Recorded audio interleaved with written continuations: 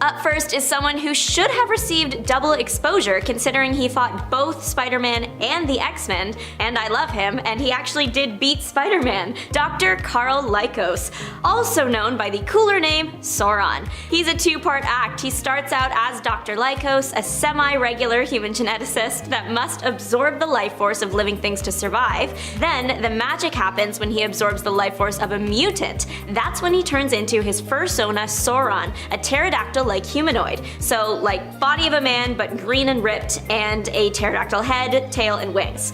Now Dr. Lykos is not perfect, but he's also not really a villain yet. That's Sauron. His personality gets distorted when he shifts. Sauron is known for his super strength, hypnotic ability, and oddly enough, a meme. He appeared in Spider-Man and the X-Men, and of course it was a conversation with our sarcastic spider that gave us this gem. Spider-Man, in disbelief, asks Sauron why he turns people into dinosaurs when he could instead be using his DNA rewriting abilities to cure cancer, to which Sauron responds, and I quote, "But I don't want to cure cancer, I want to turn people into dinosaurs." Incredible. No notes, buddy. I am so obsessed with this line, but please let me know in the comments down below your favorite superhero quote. Up next is Beetle, and he has beef with everybody. For reference, he's brawled with the Avengers, Daredevil, Spidey, of course, the Fantastic Four, and Iron Man. To be fair to Beetle, the mask has been donned by about 7 different people. Spidey's Beetle was Abner Jenkins. What tragedy caused his sudden switch to villainhood? He was bored and poor. To rephrase, he was a talented mechanic working for an aircraft producer, but the job didn't pay very well and it just kinda was not that interesting to him. In search of something more, he decided the best way to gain international recognition was to make a suit of armor, call himself Beetle, and try to beat half of the Fantastic Four. Go big or go home.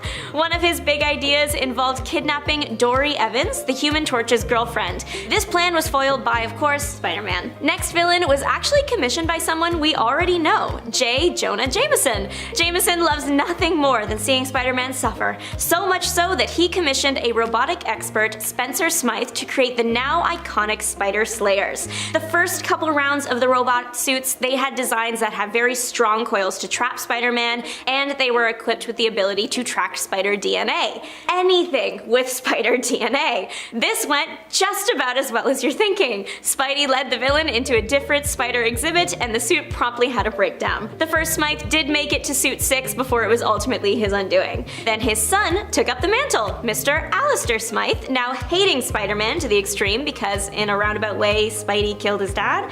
He got busy and refused to give up. He clocked over 15 different versions of these Spider Slayers suits before a prison riot gone wrong resulted in a fight with Spider-Man in which Alistair was impaled on his own blade. Hydro Man is a Spidey-made problem. Hydro Man started out as a normal guy, Morris Bench. He was just a guy making a living working on cargo ships. One of the ships was holding a very powerful experimental generator, which are never words you want to hear living in this universe. The generator was being lowered into the ocean for testing, and as luck would have it, Morris Bench got knocked overboard by Spider-Man.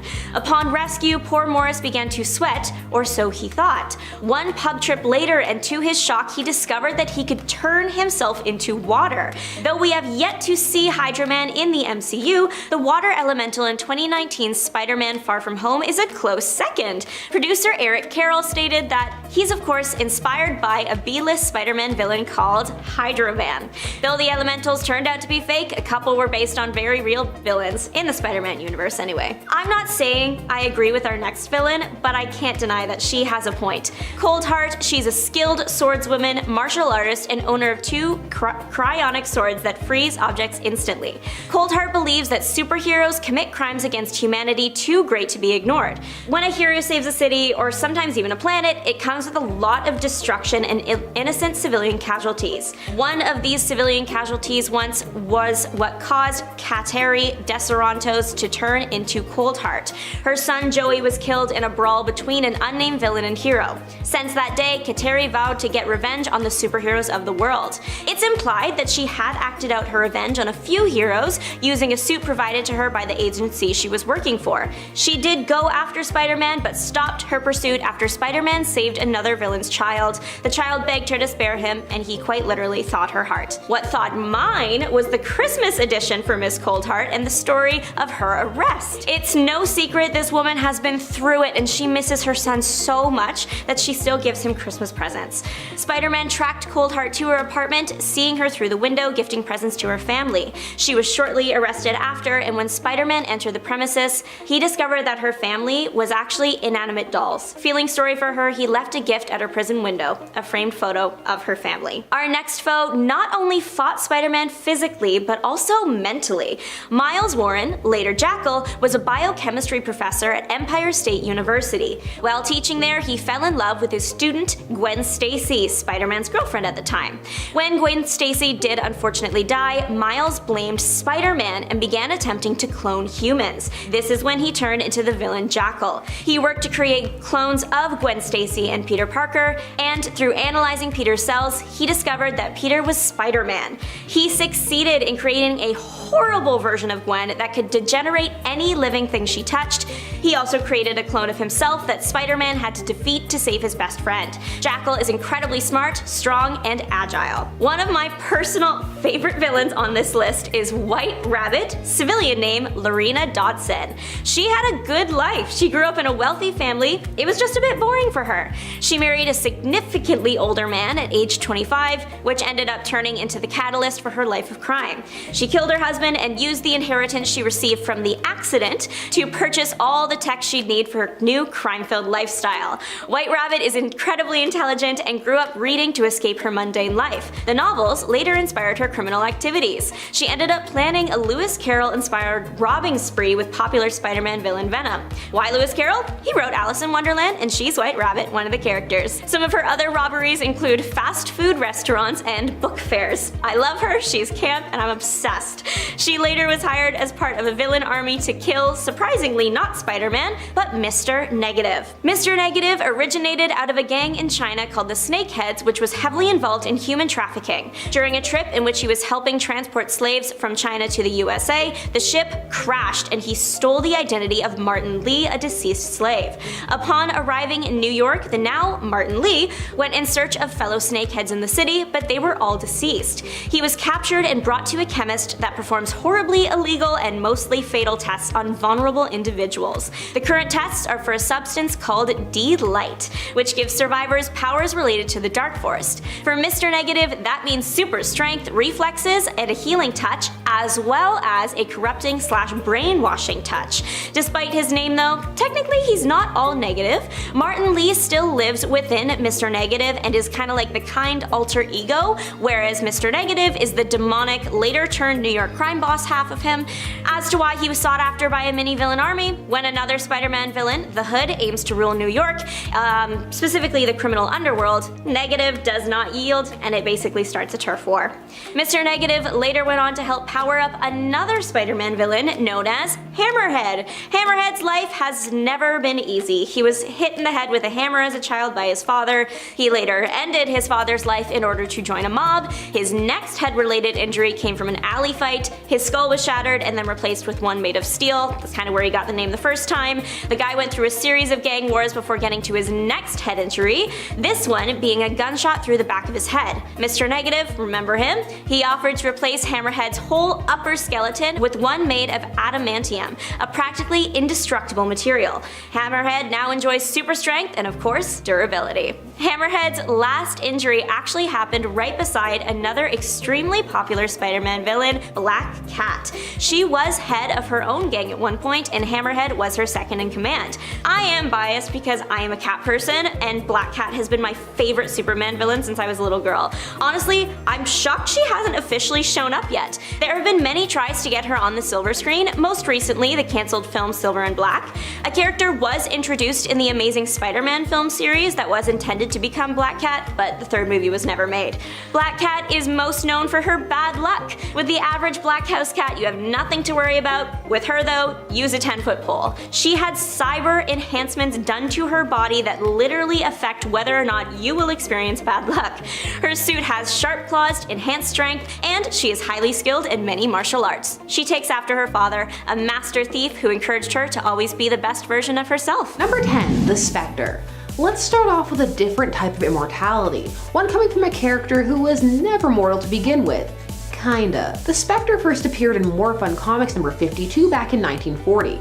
Now the Spectre, because of this, dates all the way back to the Golden Age. At first, the Spectre was Jim Corrigan, a man whose soul was denied entry into the afterlife by a being known as the Voice, and is instead sent back to fight evil.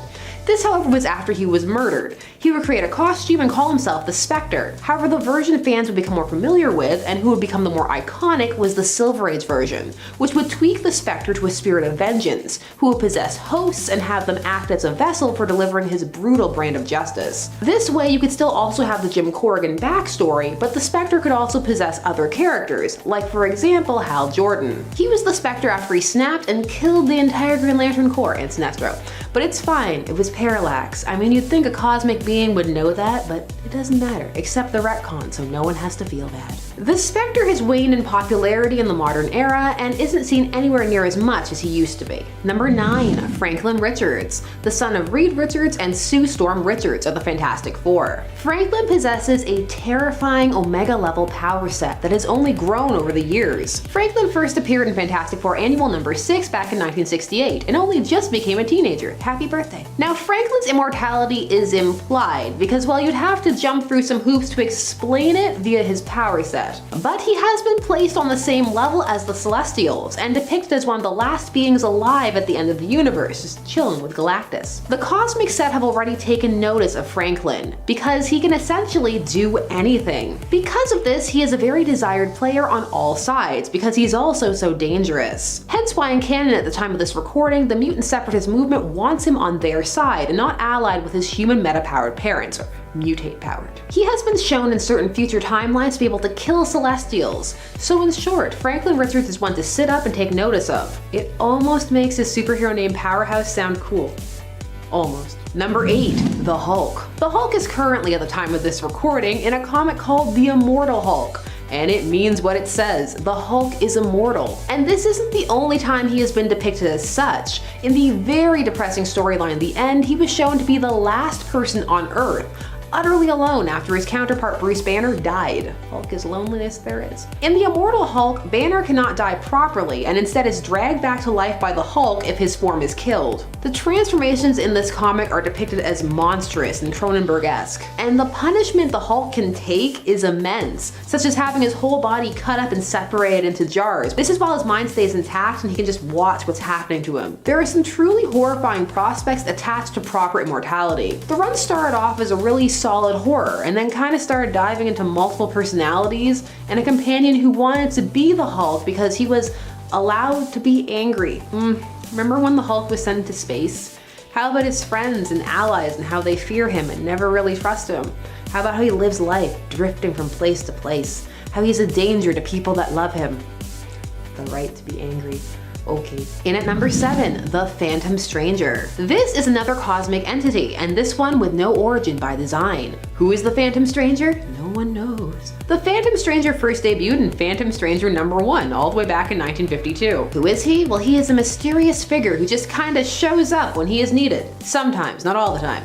He also has abilities that can do what is needed, most of the time. And of course, he is vague and cryptic, for sometimes not even he knows why he was drawn to an event. Because of how vague all of this was, not only has the Phantom Stranger been depicted very differently depending upon the writer, but he never really caught on too well. It's hard to get attached to a mystery person who shows up sometimes cuz. He did show up that one memorable issue though where Superman became a marine vampire. Never forget. Phantom Stranger, just cuz. Number 6, Hercules. Hercules plays a decently large role in the Marvel Universe. He debuted in Journey into Mystery Annual number 1 back in 1965, but that's cuz his first appearance in Avengers Forever was later said to be that of an imposter. Hercules here is immortal because he is an Olympian god in this continuity, and thus gets all the perks. No being a doorman for him. Now, Hercules had a fake-out death fairly recently at the time of this recording, where it looked as though the universe he was fighting in had ceased to exist, been destroyed. However, Amadeus Cho was able to discover that he was in fact still alive. Hercules is a good friend and rival to Thor, you know, like an anime. Hercules has also sacrificed his powers only to have them mysteriously return. Why? Who knows? Phantom Stranger. I know, different companies. Although now there may be a reason. That's what retcons are for. Number 5, Iron Man. Going for a more unconventional form of immortality with Tony Stark.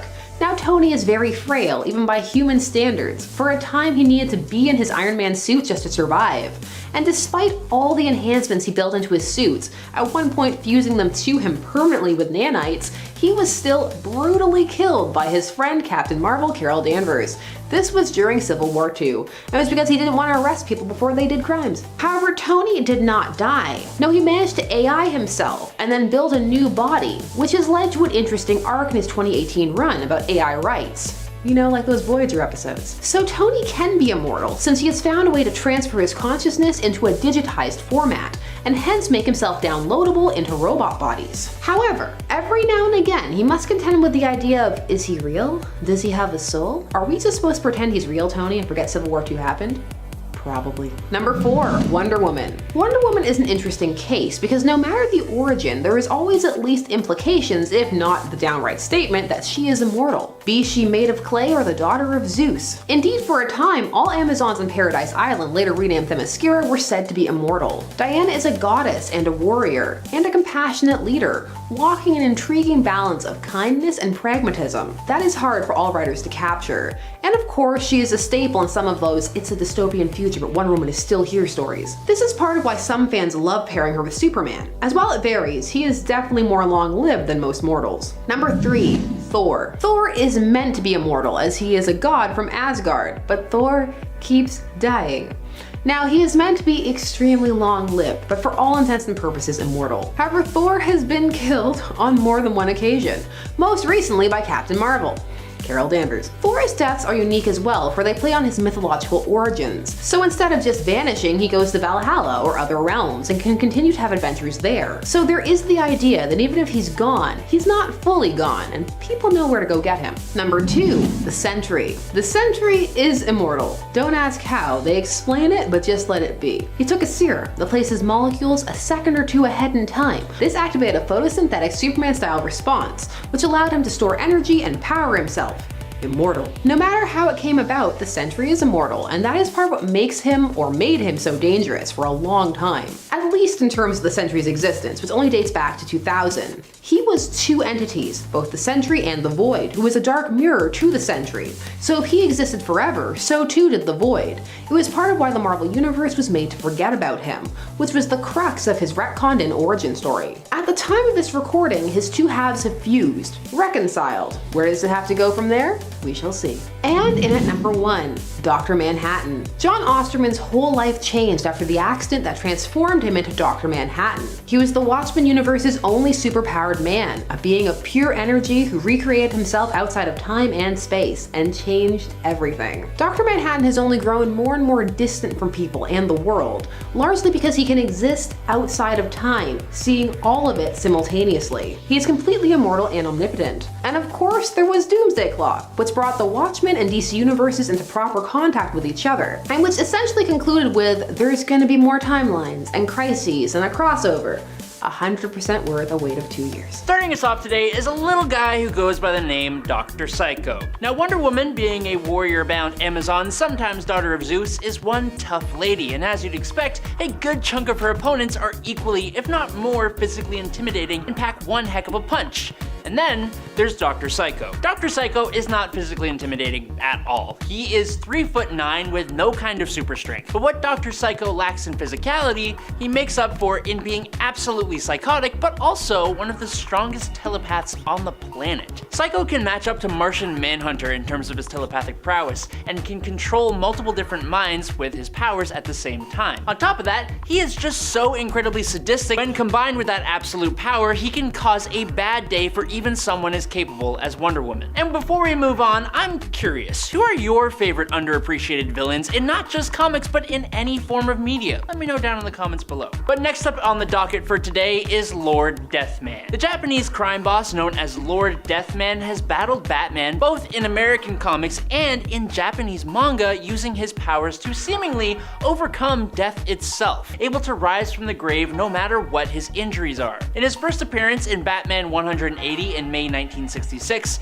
he passed away 3 times using a yogi technique to appease year passed away before the final conflict, which saw him actually get struck by lightning and go on to the pearly gates. But since then, he has actually gained the real power to come back from the grave, but at the cost of having a bare bones skull for a head. His regenerative abilities are so powerful that his fluids are used to create the infamous Lazarus pits that Ra's al Ghul uses to stay young and immortal. One of the first ways Batman defeated Lord Deathman with his new powers is honestly a little out of character for the Crusader. He threw Lord Deathman off of a building into the path of an armored car, which took the criminal down just long enough for Catwoman to lock him in a safe, and then he was shot out into space, and he still somehow came back. Next up is Rogol Zaar. Rogol Zaar is basically an alien warlord who was actually created by the papa of Superman, Jor-El. Rogol was responsible for destroying Krypton along with Empress Gandello of the Trillium Collective. He went on to later invade the Fortress of Solitude, and he destroyed the shrunken Kryptonian city of Kandor. Now, following a series of battles with Superman and Supergirl,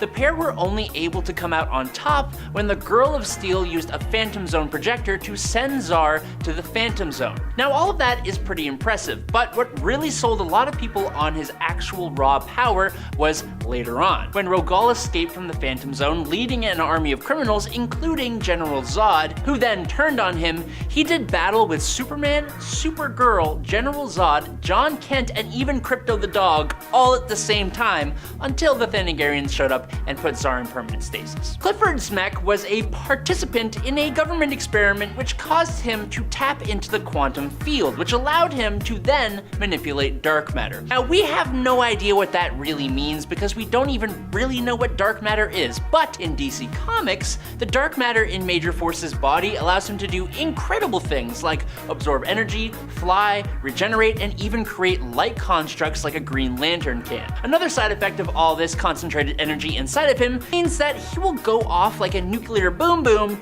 if he is cut. That on its own is a huge power boost, simply because now, as a result, most superheroes can't even risk fighting Major Force, just in case they cut him. But then, on top of that, even if he does go off, ripping apart his own body on an atomic level, the dark matter that he controls will just put Major Force back together again. And that's not even everything. Not only is Major Force a physical threat, but he is also, just to top it off, a psychological genius. Simply by talking to the Green Lantern Kyle Rayner, Major Force convinced the superhero to give up his own power ring, the source of his power, and one of the most dangerous things in the universe. Prometheus is going to be up next on our list today, and heroes and villains with no powers always seem to be some of the most powerful. It's kind of strange. Prometheus, after seeing his criminal parents pass away at the hands of the police, he vows a vendetta on any form of justice, a vendetta that would push him to be able to defeat the entire Justice League single-handedly. He shot the Martian Manhunter with a dart that turned his powers against him and set him on fire. He infected Steel's armor with a computer virus which commanded the suit to damage the Watchtower. He hypnotized the Huntress into unconsciousness, attacked Green Lantern with a neural chaff that rendered his ring useless. He trapped the angel Zariel in limbo, tricked the Flash into believing that he had planted motion-sensitive devices that would just go off if the Flash used his powers, and he defeated Batman in hand-to-hand combat, which is nuts. His origin is very similar to Batman's. After his parents were dispatched from the mortal plane, he would travel the globe training and becoming the ultimate combat machine. But he also attended all the top universities, learning as much as he could. He eventually set up a base in the Ghost Zone, and from here he built an armor that could download information on any opponent's fighting style, and reminiscent of Taskmaster's ability from Marvel Comics. He is kind of crazy capable, but his vendetta on any kind of justice, plus his Batman likeness, just kind of makes him a little weird to me. Next up, we got Tattooed Man. Abel Tarrant was a sailor who discovered a strange chemical that could bring drawings to life. Now, realizing the potential this chemical had, he inked his entire body with it and became the supervillain Tattooed Man. While performing crimes, his ink actually comes to life to attack his enemies. Over the years, he has fought superheroes with tattoos of tigers, cars, ships, monsters, bears, fire, planes, and dinosaurs. He can even use a tattoo of wings to give himself the ability to fly. Tattoo Man has never been considered a super serious threat, but I think he should be because he is only limited by his imagination. There is nothing stopping him from creating a tattoo of a nuclear boom boom or even a black hole. If he inked kryptonite onto his body, there's no reason that he couldn't take down Superman if he wanted to. Next up today is Dr. Sivana. It's almost ironic that some of the biggest and the strongest superheroes find their adversaries in the form of kind of creepy, somewhat old, bald men. Superman has Lex Luther, who isn't old, but he is bald. And then for Shazam, he's got Dr. Sivana, who is indeed both old and bald. Sivana is not the kind of guy who's going to be engaging in a battle of fisticuffs, but that's fine because his strength is in the brain department. The villain doesn't have a ton of monumental feats, but one of his best comes to us in the Multiversity Thunderworld adventures. In the opening pages of this comic, Sivana literally attacks the Rock of Eternity, which is the source of Shazam's powers and the home base for the wizard Shazam. This place has never ever been attacked for an eternity, and Sivana attacked it with a bigger Rock of Eternity, which is weird. He had his own Shazam-like team of superpowered children and his own multiversal duplicates helping him along. He manages to take the wizard Shazam prisoner and mine the rock for its own power, granting himself his own monstrous Shazam-like form, and it's crazy. Now, with a name like Psycho Pirate, it's easy to not take this villain too seriously, but Roger Hayden is quite the capable guy. Hayden wears a faceplate called the Medusa Mask, which can control the emotions of anyone nearby, and he staunchly believed that this was his ticket to riches and power. When heroes or the police try to stop his crime sprees, Psycho Pirate just uses his mask to overwhelm his opponents with shame, guilt, depression, or any other number of emotions. He can also make a person develop a phobia of anything he wants them to be afraid of. Like, in his debut issue, he made Dr. Fate, one of the most powerful magic users in DC Comics, develop cytophobia, aka the fear of food. And then he attacked Fate with a pizza. That's amazing! Psycho Pirate has played a huge part in some of the biggest DC comics ever, including Crisis on Infinite Earths and Infinite Crisis. If you needed more proof, Amanda Waller, the head of the Task Force X program, aka the Suicide Squad, has claimed that Psycho Pirate is one of the scariest beings in the universe, calling him, quote, a man who could make gods go mad, a man who could make the mad gods sane again. And in our second place today is Extant. Henry Hall, the brother of Donald Hall, aka Dove, started his comic book life as Hawk, being empowered alongside his brother by a Lord of Chaos and a Lord of Order who had fallen in love. Now, Henry represented chaos. Hawk and Dove together were vigilantes and were even part of the Teen Titans for a time. After the Crisis on Infinite Earths, however, in a dystopian near future that was home to a time-traveling hero called Wave Rider, Henry had become an oppressive tyrant named Monarch who ended up going back in time and fighting the modern-day heroes before he was wiped out by the Henry of the present day. I hope you can follow that because it was kind of hard for me to follow when I read it. Present-day Henry then took up the Monarch title and mantle in the modern day, becoming a villain. Now, eventually, Monarch stole the time powers from Wave Rider and then allied himself with Parallax, aka the corrupted Hal Jordan, and he took on the new villain name of Extant. While he was the front for Parallax's scheme to recreate the multiverse using alternate timelines, he tried to alter time to give himself an entire army of superheroes and found himself battling all the greatest members of the JSA. And Extant tore through them all like they were a joke, and he even used his temporal powers to age up the members of the JSA that he didn't just straight up send to the afterlife. And lastly today, I think anyone who hasn't heard of this villain before would be forgiven. When you think of the most fearsome villains, specifically the villains of Captain Marvel, otherwise known as Shazam, you may not first think about the 7-inch long sentient worm from Venus known as Mr. Mind. This diabolically evil mind-controlling worm, after the events of Infinite Crisis, would cocoon himself and then emerge as a massive monstrosity capable of manipulating reality, consuming universes, and traveling through time and space. He was described as, quote,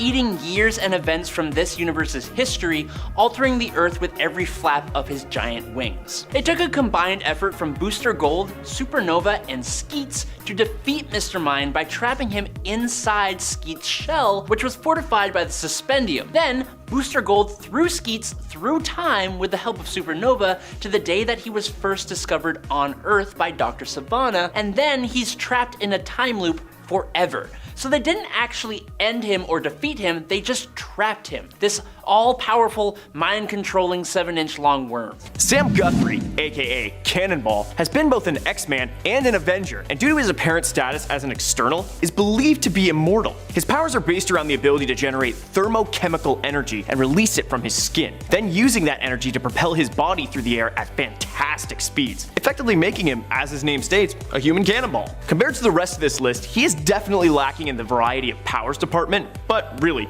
any superhero with immortality is going to be an asset, and I'd be happy to have him in my corner. Number 9. Thor is only borderline immortal, since he can be killed by Ragnarok. That said, it's not permanent because of the cycle of rebirth, and it's also a comic and he's not Ben Parker, so Thor will always be back.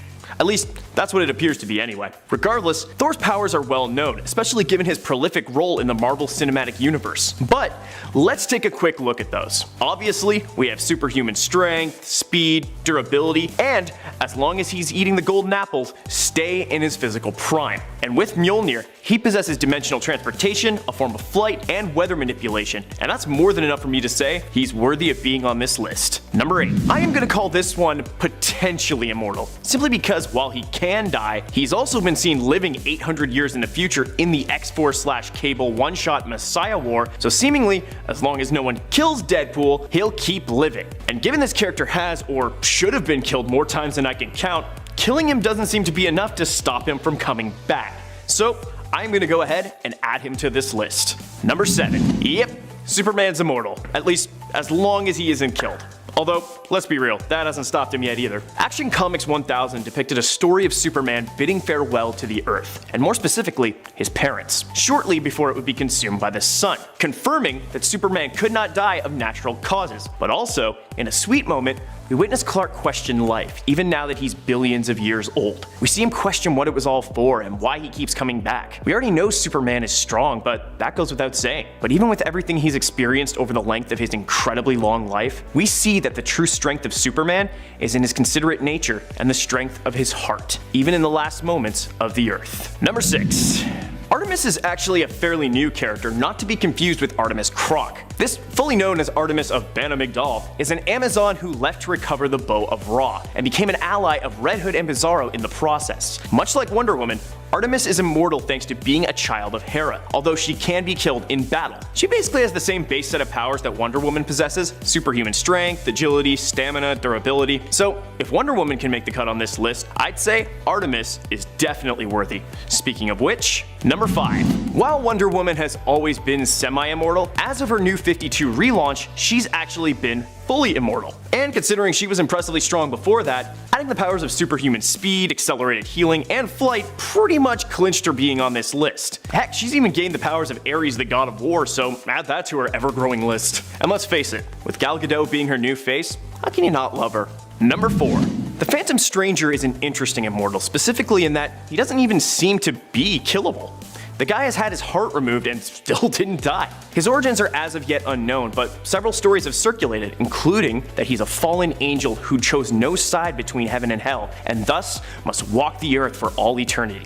Another states that he is a citizen of another universe, who at the end of the previous universe passed over to the new universe. That's actually really interesting. This might be just me, but I've always loved fictionized biblical characters. Anyway, Phantom Stranger's powers include dimensional travel, Eldritch Blast, spectral sight, illusion casting, oneromancy, and reality manipulation, just to name a few. So, this guy's kind of amazing, and his only real limitation is his inability to directly intervene with, well, anything. Which kind of makes him sound like, well, some might say, God.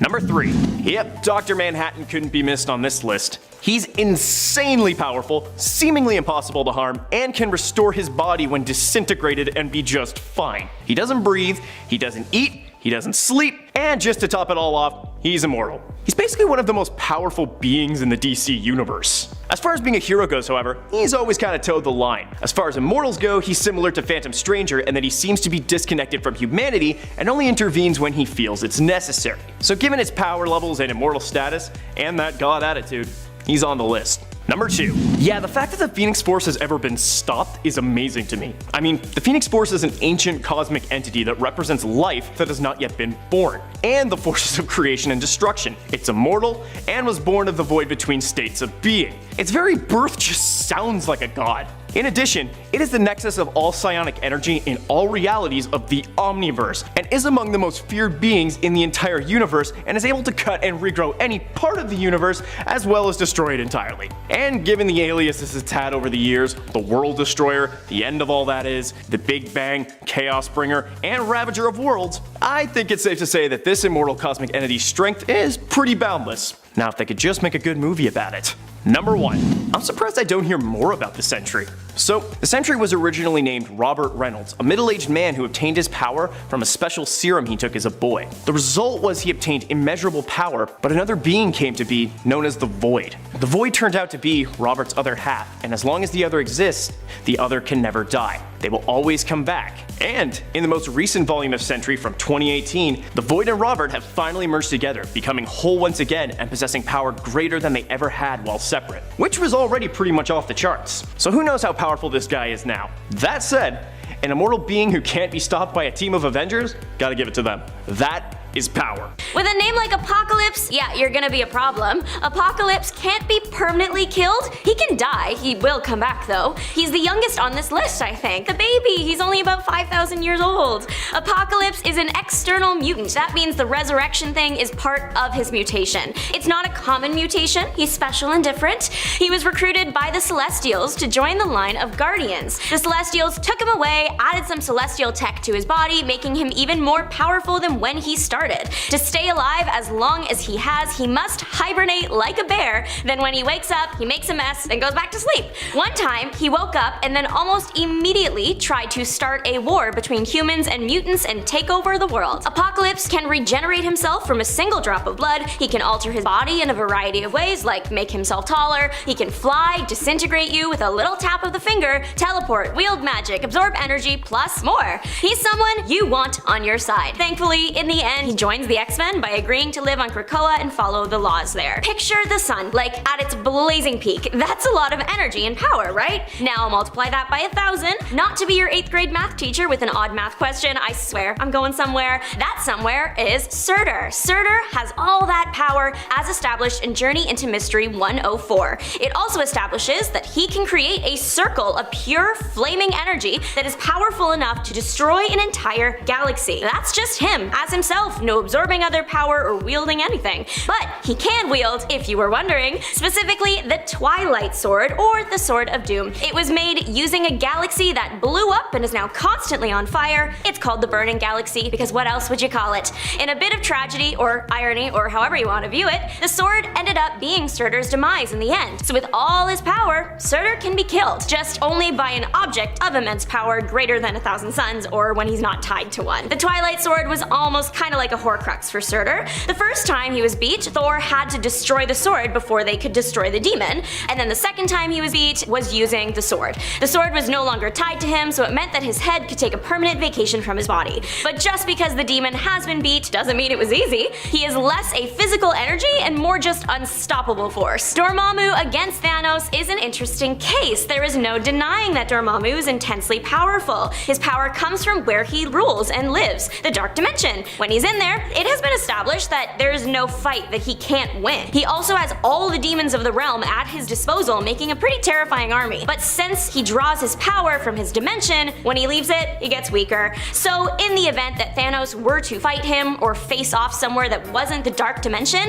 Thanos does have a slightly better chance at winning, but probably only if he has the Infinity Gauntlet. Thanos on his own, super powerful, stronger than the Hulk, can take a hit from Thor's hammer, and can handle wearing the Infinity Gauntlet. But despite all that, he can be killed. Dormammu can't. It's never been done. If you kill him, you kill his dimension, which is near impossible to do. Thanos, without his special mitten, wouldn't stand a chance. Ego the living planet has caused many a problem for many a Marvel hero and villain. The way to destroy Ego is to destroy his core, and that is hard to do. It did happen, but then he just reformed himself later, so does that really count as death, or was it just rest and rejuvenate period? To survive, this man planet started absorbing other planets, that is so heavy metal. He battled Galactus twice. The first time he won with the assistance of Thor, but that doesn't mean he wasn't doing fine on his own. The second time Galactus showed up, Ego had gone insane, and Galactus didn't even want to touch that. Literally noped out of there, got help. Galactus goes to Thor, describes Ego as a menace that even he stands powerless against. The first time Ego was destroyed, the gravitational pull of the sun got hold of him. He tried to run, but crumbled instead. I looked it up. Earth's gravitational pull is about 9.8 meters per second squared. The sun's is 274 meters per second squared. But even though the sun was his ending, it was also his new beginning. The energy from it activated Ego's photosynthetic form of revitalization, and he got himself back together. He later fought a clone of himself, Alter Ego, and won. Good job. But it turns out Ego the living planet is only a small part of a big super ego. Super ego is a living bioverse. It's partially sentient. It's sentient enough to get a specific enough with who it's trying to attack. The Stranger, a cosmic scientist with a knack for experimentation, showed up and created Ego, Alter Ego, and Super Ego. Super Ego looks like an Ego universe, basically. He's got more bells and whistles, longer tentacles, more power, things like that. Super Ego is also powerful enough to go up against an army of Celestials. There's at least 100 that he goes up against. The Celestials are gods to the Eternals, the Celestials created the Eternals, and Thanos is an Eternal, just in case anyone forgot.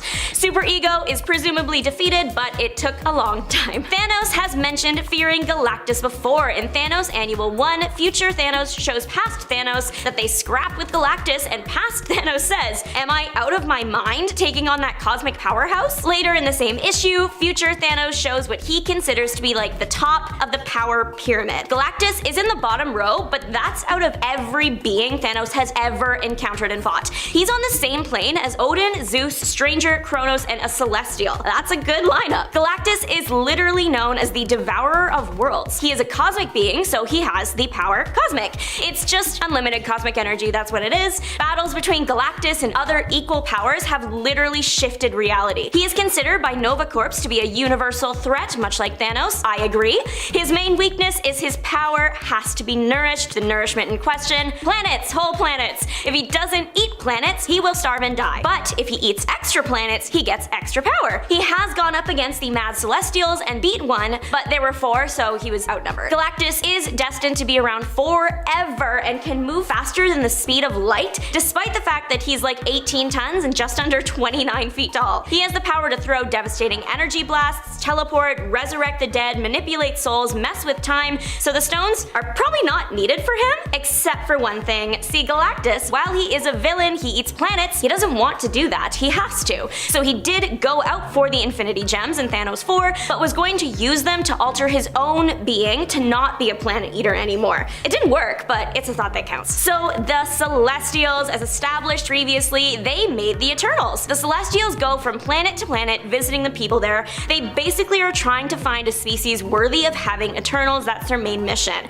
If a species is deemed unworthy or fails their Eternals, then goodbye, no one survives, which is why the Celestials are sometimes considered villains. The Celestials look as menacing as they are. There are so many of them. There are about 35 that we know of, but in the fight with Super Ego, there's an army there, at least 100. The Celestials range in size. For reference, Thanos is about 6 feet 7 inches. One of the tallest known Celestials is about 20,000 feet tall. That's like putting a water bottle next to the CN Tower. Most are just a short 2,000 feet though. Celestials are never seen without their armor. The only time we've ever seen a Celestial without their helmet was in Eternals Volume 4, Issue 9. He takes off his helmet and his head is just a flaming ball of energy. The power of the Celestials is unlimited. The Asgardian gods can't fight against them, so Odin created this super armor infused with powers from everyone on Asgard except Thor. But when he sent a blast from it, a flick of a celestial hand, and it was gone. Time and space mean nothing. They're immortal. Even if they are killed, it's not clear if they're gone or just go somewhere else. They don't need the Infinity Stones. maybe power if they had to pick, but most of the other stuff they can just do. In the rare event that every Celestial dies, even just one staying alive can revive the entire race. There aren't many things that can kill a Celestial, but the Beyonders can. They reside in the Beyond. It's outside the multiverse. I can't comprehend that, so I'm just gonna accept it.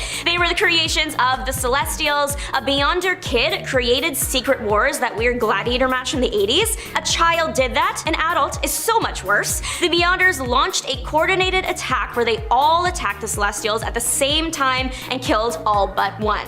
The reason the Beyonders were acting up was because they wanted to destroy the multiverse to get rid of someone else and then hoped when it restarted that guy would be gone. So if you tried to stop them blowing up the multiverse, they had no choice but to go after you. They also took out other entities like Lord Chaos, Master Order, Eternity, the In-Betweener, Infinity, and the Living Tribunal. That's a lot of powerful people. They have the power to build entire universes at their fingertips. Their only limit is they are confined to their own timeline. No time travel. Very sad. They can shift realities, just not like time travel in traditional sense, I guess. Like a lot of people on this list, they don't really need the Infinity Stones, but if they did want one, my guess is they would choose time. Logos is loco. They started out as three things: Master Order, Lord Chaos, and the In-Betweener. After the Beyonders destroyed the 7th form of the universe, the 8th form was created, and in this one, Galactus evolved into a force of creation. Master Order and Lord Chaos, they liked it better when he was a force of destruction, so they tried to get him to go back. But the Living Tribunal said, no, Galactus is perfect the way he is. Order and Chaos didn't like that, so they eliminated the Tribunal so they could be the top of multiversal law. They combined together right after that so they could really be top of the food chain. And now they are Loco Logos. Their name is actually just Logos, I just think they're really unhinged. They can also kill Celestials, and they did. It's just assumed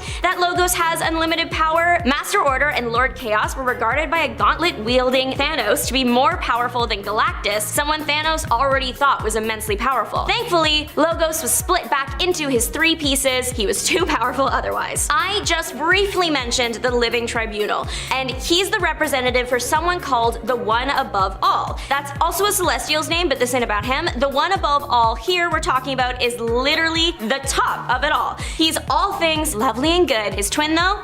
Demon. His name is One Below All. So above represents love and creation, below represents hate and destruction. Below was created when above got really, really mad. It's like he literally split in half. The One Below All has one thought: destroy. Seriously, that is his only purpose. He wants to destroy everything. His power is limitless. He can and will destroy the entire multiverse on his own. His weakness is that he literally has no thoughts, head empty. So if he ever needs to make a concrete plan, he does need to get a host with a brain. Most of the time, he doesn't need a host. The One Above All literally keeps below locked up somewhere away from the multiverse. Again, my brain can't comprehend that, so I'll just accept it, and only releases below when it's time to reset everything. So he comes out, destroys everything, then gets locked away again until it's time to do it again. What's pretty cool about the Below is that he is the source of the mutagenic 3rd gamma energy form, the form that creates Hulks. Number 10. Frank. Yep, Frank. Okay, fine. You may know him better as Frankenstein's monster. You know the beginning of Frank's story, created by Victor Frankenstein, or Frankenstein if you prefer. The monster eventually found himself frozen in ice, being thawed a century later. After falling in with some rough crowds, he would eventually go on to join various monster hunting teams, including the Fearsome Four and later the all-new Howling Commandos, after being recruited by Agent Coulson. Since he's kind of already dead, he can't really die, and since his cells aren't alive, he's even immune to disease. And I mean, considering he's the star of one of the greatest horror franchises in the world, I'd say he's pretty scary. Number 9. Nightcrawler. Nightcrawler definitely isn't what most people think of when they think scary superhero, but he was on my mind since I just did an alternate versions list for him. A link down below, maybe? That said, he's definitely one of the freakiest looking heroes out there, largely because of his demonic heritage. Now look, I'm no bigot, but the dude definitely looks like a demon, which is fine in comic books, but if I ran into him in a dark alley, I would not be pleased, especially if he suddenly teleported behind me. He also ticks the immortal box, since he already died and had to sacrifice his soul to come back to life, which sounds kinda selfish, but it was actually for the greater good.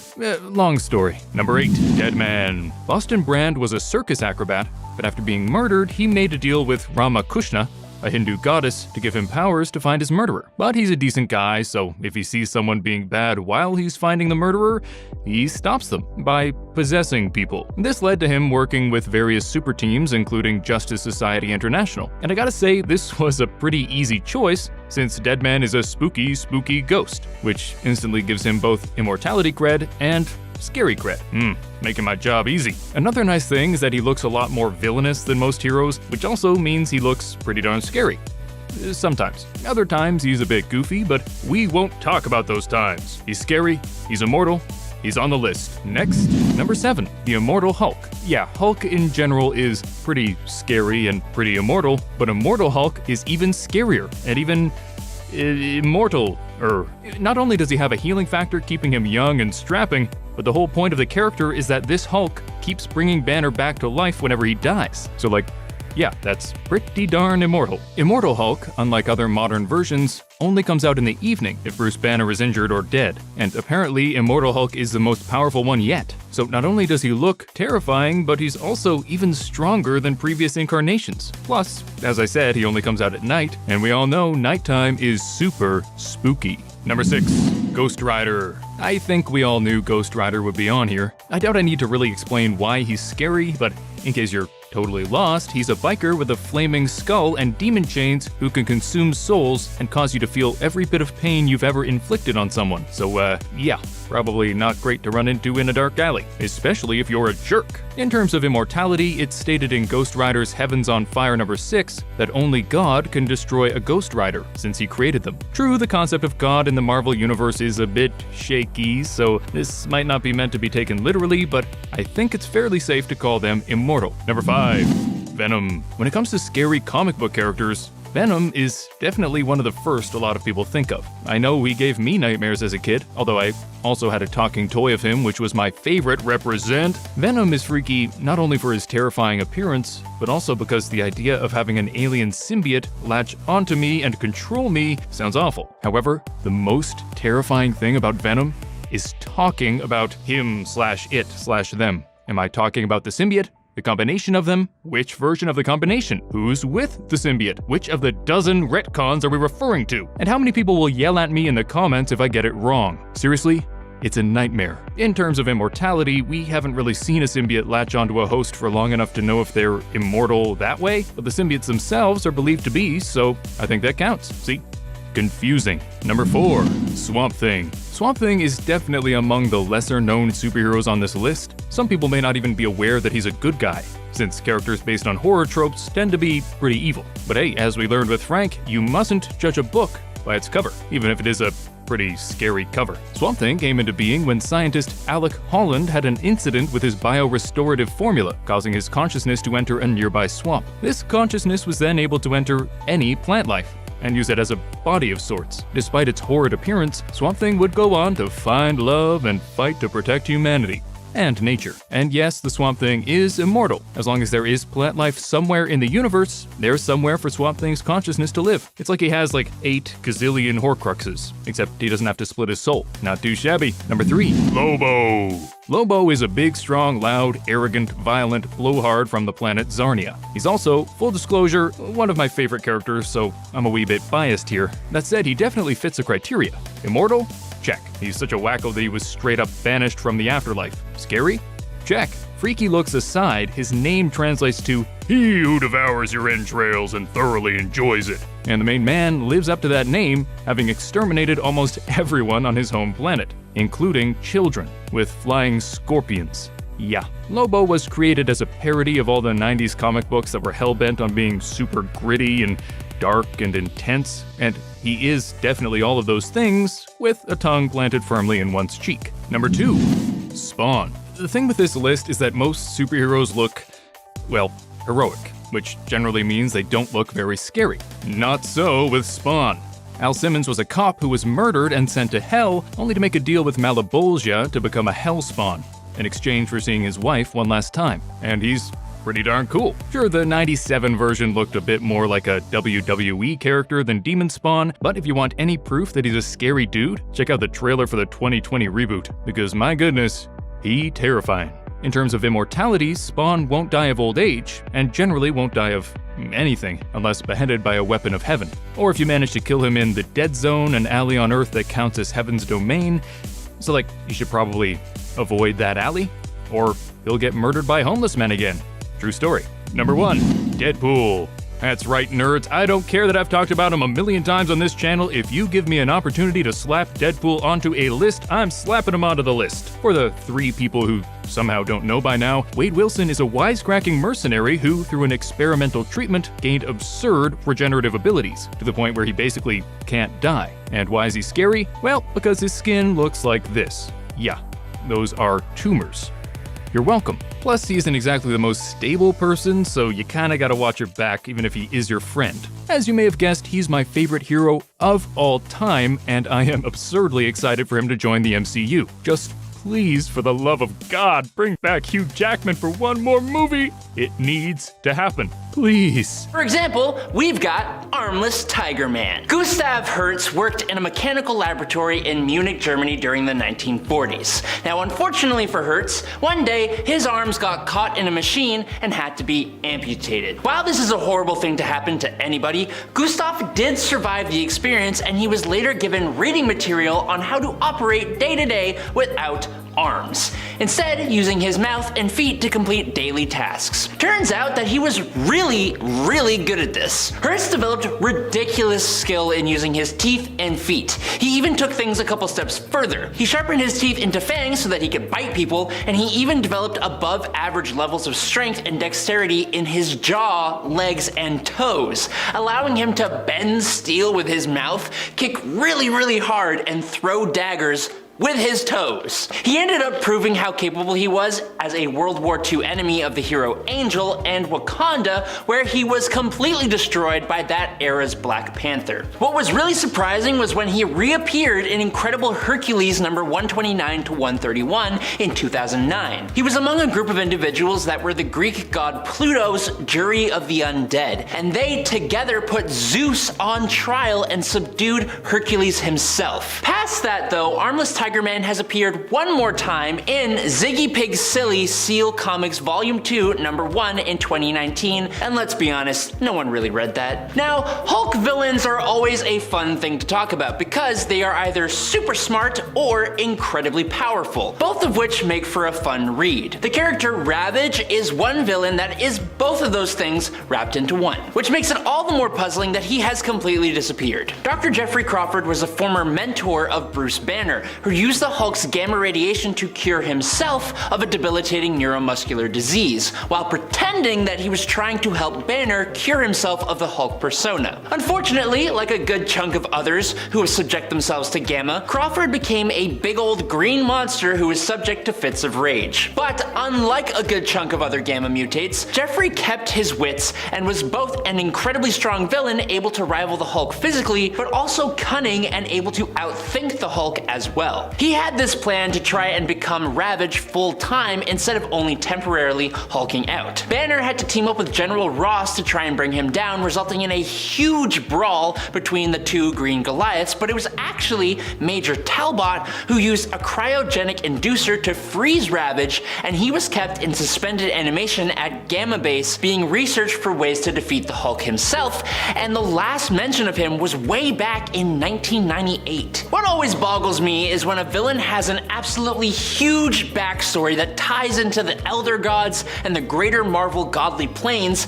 but then they just never show up. For example, Echidna, or Echidna, however you want to pronounce it. Echidna or Echidna was an Elder Spawn, the granddaughter of the Elder God known as Set, who is a big deal in Marvel Comics. Set was the first Elder God to realize that he could steal the power of his other Elder Gods by consuming them, which kicked off a whole massive war between the Elder Gods, turning most of them into demons. So his granddaughter is not someone to mess with. Echidna is the mother of all monsters. She made Angerboda, Cerberus, Chimera, the Lernean Hydra, the Nemean Lion, and the Sphinx, just to name a few. Despite that though, in the modern day, she has been a part of some just straight up sucky teams. In 2013, she became a part of the second Doom Maidens team under Caroline Le Fay, who were eventually able to resurrect Morgana Le Fay. And in 2018, she became a part of Namor the Submariner's Defenders of the Deep when he decided that land dwellers weren't allowed in the ocean, and she stayed part of that Atlantean team until she turned on Namor and challenged him for the Atlantean throne and got defeated by Ghost Rider when the Avengers showed up back in 2021. Now, the villain Dr. Bong was a goofy villain even during the Golden Age. He has a metal ball where his left hand should be, and he uses it to create concussive blasts by striking the appendage against his bell-shaped helmet. We actually have no idea how he came to become Dr. Bong, because his backstory mainly just touches on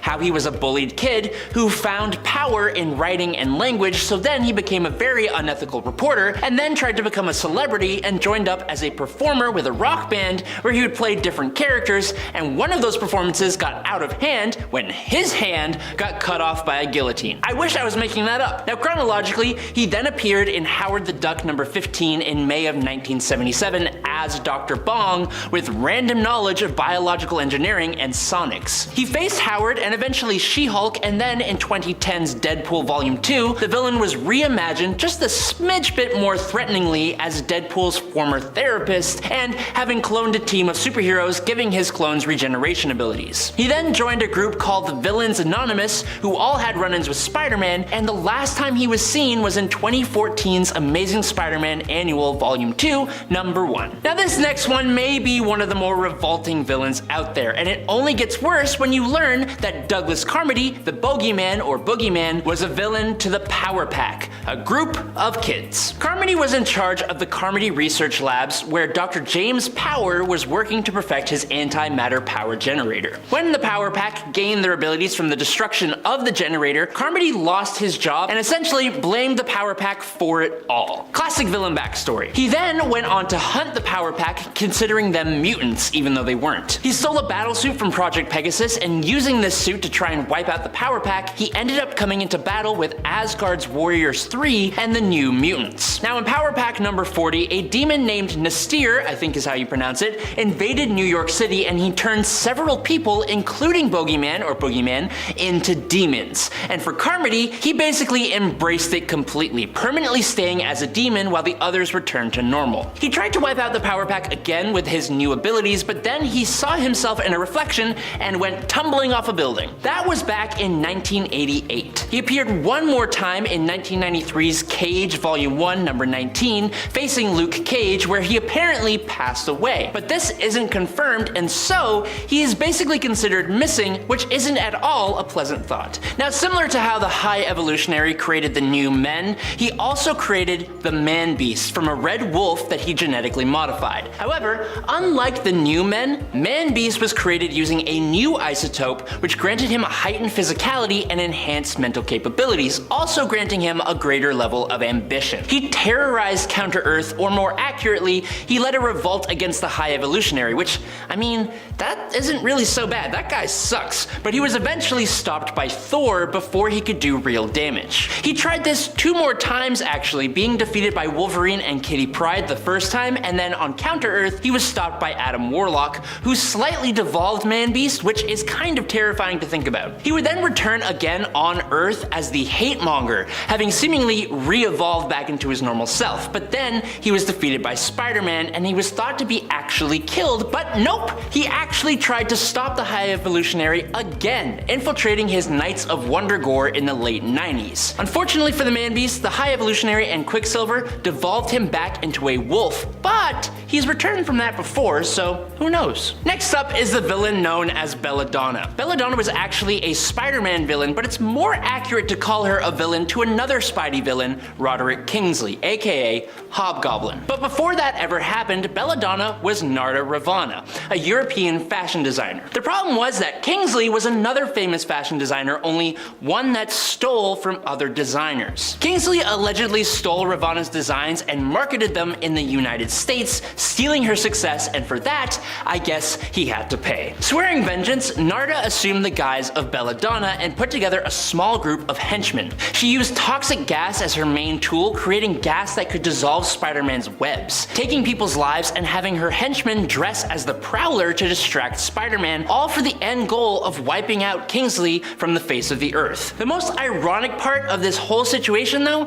is that Belladonna just didn't have the popularity needed needed to be a lasting villain, getting arrested in 1980, while Kingsley, he became the Hobgoblin, and he's been causing problems all the way up until 2020 and is bound to come back at some point. Okay, so next up is a group of obscure villains made for the express purpose of facing another obscure group of heroes. Heavy Metal was a team made up of a group of cybernetically enhanced, super intelligent animals with weaponized exoskeletons. Can't get much more comic booky than that. Their team members included Armory, an octopus because arms, get it? Tail Gunner, a vulture, Bloodbath, a shark, Ramrod, a rhino, and they were led by Uproar, a blue-faced gorilla. Now this team was created by Adam Frost of Multicorp as a prototype, privately owned attack force set to oppose the team known as Brute Force, which is also a team of cybernetically enhanced super intelligent animals with weaponized exoskeletons. Also created by Multicorp, but they were created by Dr. Randall Pierce,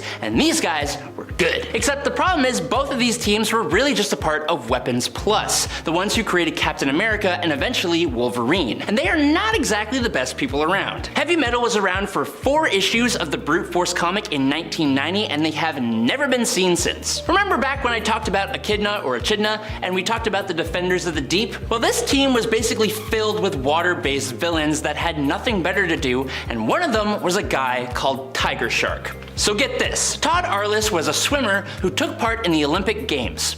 Cool. He ended up damaging his spinal cord when he rescued a drowning man. Dang. He was so desperate to regain his swimming ability that he then willingly participated in an experiment by the scientist Dr. Lemuel Dorcas. Interesting. The doctor blended Arliss's DNA with that of Namor the Submariner and a tiger shark, because of course he did. This experiment was totally successful, only it completely changed Arliss both physically and mentally. Now he had razor sharp teeth and gills and had become savage and incredibly aggressive. He became a supervillain and named himself Tiger Shark, becoming an adversary for Namor the Submariner. Now funnily enough though, after years and years of battling against Namor and the superhero community, he joined the Defenders of the Deep, and now he hasn't been seen since 2019 when they attacked an oil drilling platform in Alaska. And last up for today is Bram Velsing. For starters, he has an incredibly strange name that is very obviously a reference to Bram Stoker and his character Van Helsing. So,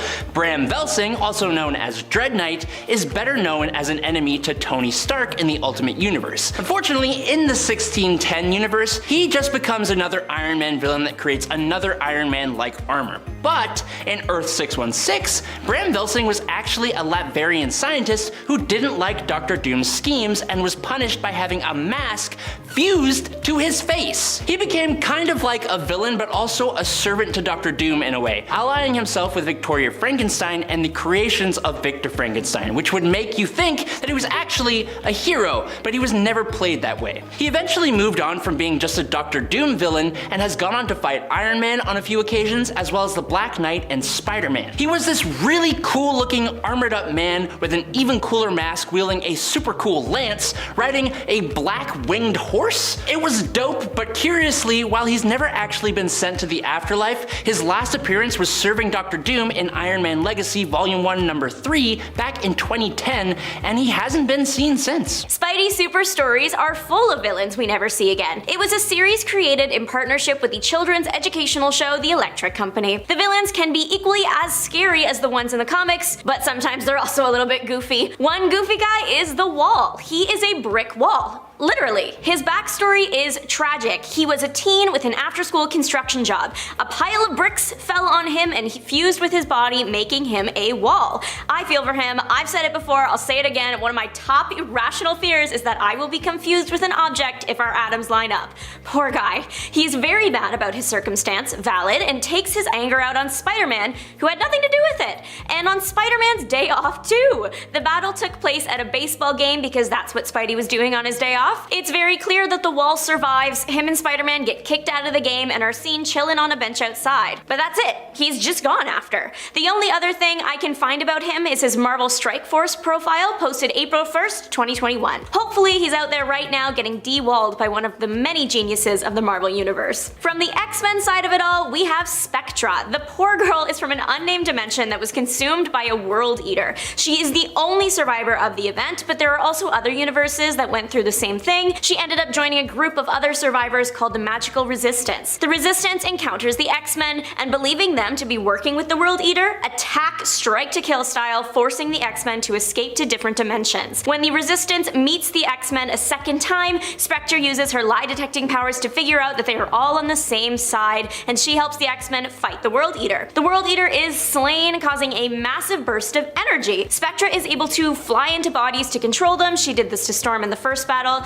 and it implies that she's kind of like a ghost. There is a very real possibility that the energy explosion vortex thing didn't hurt her, and she's just left because the World Eater was taken care of. She hasn't been seen since 2017's Extraordinary X-Men issue 16, but I think she deserves to make a comeback as a hero. She did have some character development and ended up as an ally to the X-Men. Flying Tiger has been around since 1981, debuted in Spider-Woman 40, and then disappeared in Amazing Spider-Man 18 in 2018. Flying Tiger was a former American football player. When his professional career failed, he turned his skills to villainhood. He became a talented assassin with a 100% success rate, until Spider-Woman, of course. Since his debut, he has battled Iron Man, the Fantastic Four, and of course the last hero to see him alive, Spider-Man. The thing is, we don't have a confirmation that he died. In Amazing Spider-Man 18, Spider-Man, along with most villains he's fought in his career, are being chased by Robot Kraven the Hunters. Taskmaster and Black Ant created robots modeled after Kraven so they could host the Great Hunt, an event where the rich can pay large amounts of cash to get put in a virtual reality space where they control the robots and are able to get revenge on the villains that wronged them. The rich do not hold back. We see the iguana either die or get critically injured. Flying Tiger is tackled mid-air, and that's all we see. He's not in the comics after it, so it's unclear whether he escaped or not. J. Jonah Jameson may make Peter Parker's life infinitely more difficult than needed, but nobody deserves to have their birthday cake stolen, and by a villain, no less. The Birthday Bandit is another goofy villain created for the Spidey super stories. His entire thing is that he goes around ruining birthdays by stealing all the party supplies. The biggest birthday cake in the city currently belongs to the Triple J, and the Birthday Bandit wants it. He breaks into the building, grabs the massive cake, only to be webbed by Spider-Man. Unfortunately, the damage is done and the cake is completely ruined. Jameson walks into a smashed cake and doesn't know whether to blame Spider-Man or the Bandit. He does chuck a piece of cake at Spider-Man though, and poor Peter is forced to spend his day off in his birthday suit doing laundry. The Bandit is presumably sent to jail, but who knows if this wacky villain will make a comeback. Happy birthday to anybody who's celebrating today, but keep an eye out just in case the Bandit is still on the loose. Personally, with all the wacky villains that Spider-Man has had to deal with, I think we need a Lego Spider-Man movie the way that they did Lego Batman, because in Lego Batman they brought back all the random people he's fought over the years no matter how goofy they are, so I think we need one for Spider-Man. That's personally my choice for this, but let me know in the comments down below which hero you would pick. From the same universe and looking equally as ridiculous is Fancy Dancer.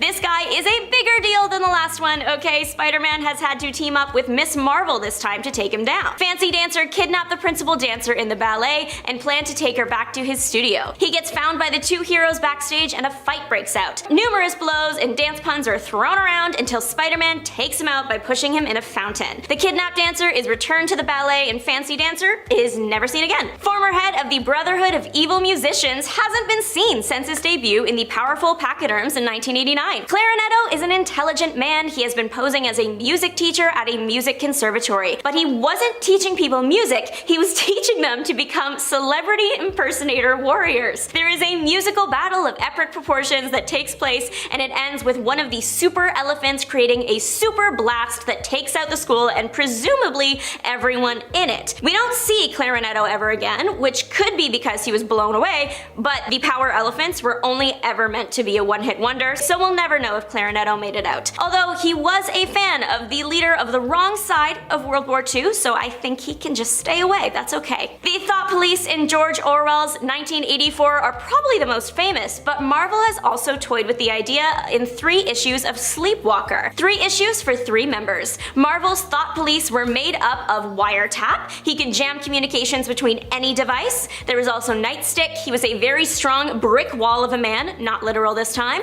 and he was considered the group's leader. And finally, Cuffs, a regular woman with special mittens. She had gauntlets that would expel highly versatile liquid similar to clay that she could manipulate to attack from a distance. mutants. The trio tricked the Fantastic Four into helping with their mission of ending the hero Sleepwalker. Sleepwalker does look like a villain, so the Fantastic Four judge a book by its cover and agree to help. Sleepwalker is connected to a human host, so they must go into the host's mind to get him. But once the F4 realize that Sleepwalker isn't the villain, they turn on the trio. Everybody battles, and then eventually the Thought Police and Fantastic Four are back on Earth. The Thing was about to clobber the group, but they were considered to be part of a government-sanctioned operation, and if he did, he would be arrested. So the Thought Police are left with a government high up, and who knows where they are now. That was back in 1991 in issues 14, 15, and 16 of Sleepwalker. We have a member of another Brotherhood in the house. This time we are looking at Lifter of the Brotherhood of Mutants.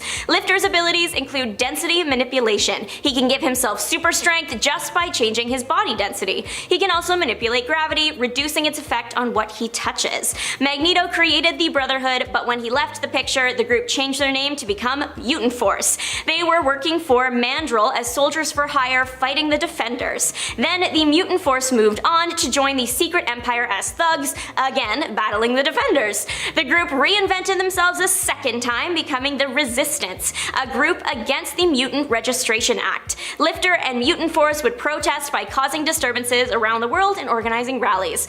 All good things must come to an end, and eventually the villain squad parted ways. Back in 2021, Lifter ended up volunteering to have his powers taken by Snark, so I think he has truly disappeared to go live a normal life. Good for him. This next man is iconic. Literally, his name is Icon. He appeared in 2 issues, Excalibur 59 and 60. He was a Wakandan biochemist who experimented on himself in their advanced labs. He ended up giving himself the ability to turn himself and others into wood. With his newfound power, he set his eyes on the Wakandan throne. He had the idea in his head that Black Panther did not respect him as a scientist. One night during a celebration, Icon shows up and starts turning people to wood. Luckily, the Avengers are in attendance, something Icon did not plan for. He does have an ace up his sleeve. When someone is turned into wood, they are then under his control.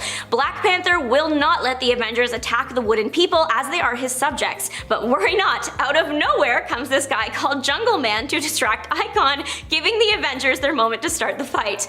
Only Icon surrenders very quickly.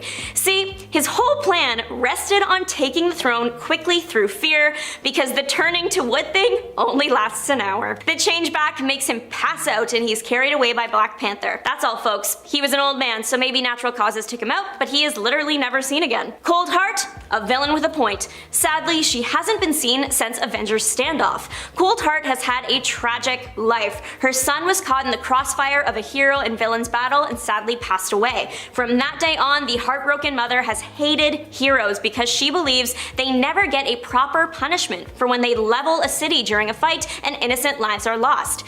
She has a point.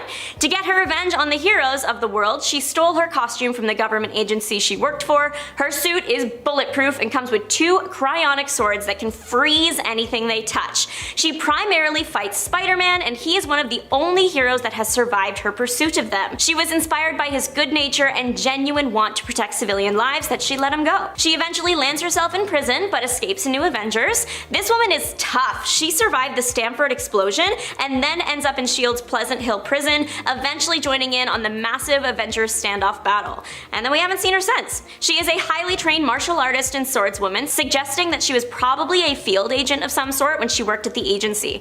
So maybe she just slipped away and is living a quiet life again. Number 10. Yara Flor. Yara Flor is destined to become the new Wonder Woman. At least that is what Future State would have us believe. For now though, in the Prime Earth continuity, she is just coming into her own and being introduced to us as a hero, figuring out as well what that means for her as our Wonder Girl. Yara herself, like Wonder Woman before her, is also a demigod. In Future State we learned that while her mother was a mortal woman, her father was a Brazilian river god. Yara is an Amazonian in 2 ways, being from the Amazon and also being an Amazon of the Amazons. She is not from Themyscira like Diana, but instead from the Amazonian rainforest. We've seen the potential of Yara via her appearance in Future State, but currently she is not at her full power levels just yet, as she doesn't have the same amount of experience as her future self. Like Diana, she is also a skilled combatant and has enhanced strength and speed due to her heritage. Number 9. Beta Ray Bill. Beta Ray Bill isn't someone you'd initially think of when you think of immortal, but he is down with the immortals of Asgard, and so I think we can include him too. Also add in the fact that he is a cyborg, and you have a Beta Ray Bill that just won't quit, in most cases at least. In his Thor form, Beta Ray Bill becomes one of the toughest heroes around, not only known for his strength but also his durability. He is immune to disease and sickness and becomes pretty much immortal in that form. Being at the level of strength and capability when it comes to his power levels also makes him one of the most powerful heroes in the Marvel Universe, even though he might not be the one that you think of first. Still, I'm really happy I put Beta Ray Bill on this list because I feel like we never talk about him enough. Poor Bill. And friends, before we move on to this next spot, if you are loving this list, I have a lot more immortal, powerful heroes that I want to tell you about. So be sure to let us know you are loving it by giving this video a thumbs up. And shout out in the comments, be like part 2, part 2. Maybe we'll do a part 2.